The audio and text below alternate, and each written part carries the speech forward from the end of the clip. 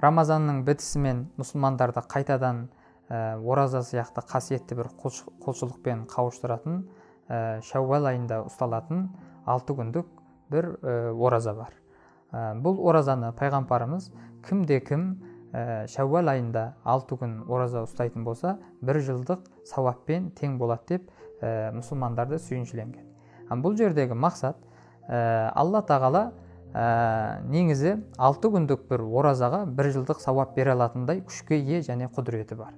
Біз бірінші бұны солай қабылдау керекпіз. Өйткені бұны есептеп, қанша күнге тең келеді деп біз жаратушының мейірімділігі мен құдіретін есептей алмаймыз. Екінші бір жағы, Рамазан айы 30 күн ораза болса, Құрандағы бір жақсы амалға 10 есе сауап беріледі деген қағидамен қарайтын болсақ, 30 күндік ораза 10 еселенген кезде 300 күндік оразаға тең болатын болса, ар жағында 60 күндік оразаны пайғамбарымыз Шәуәл айында 6 күн ораза ұстату арқылы, оны да 10 еселеген кезде 60 күндік, яғни 12 ай ораза ұстағандай бір сауапқа кеңеледі деп сүйіншіленген.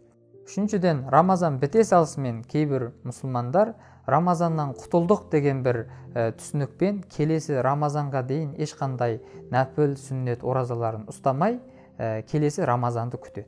Пайғамбарымыз Шәуәл айында 6 күн ораза ұстаған адам 1 жылдық ораза ұстағандай сауап алады деп айту арқылы, бір мұсылманды жылдың ішінде де, яғни 1 жыл бойы да ораза ұстауға болады, немесе сүннет, нәпіл болған оразаларды ұстауға ынталандырып, бұның бастауын, бұның бастамасын Шәуәл айында 6 күнмен сахабаларға бастатып көрсетіп берген. Сондықтан біз де тек қана Рамазан айларында ораза емес, басқа уақыттарда да керек болса Хазіреті Дауд пайғамбардың оразасын ұстау арқылы сауапқа мұқтаж екенімізді сезіну керекпіз.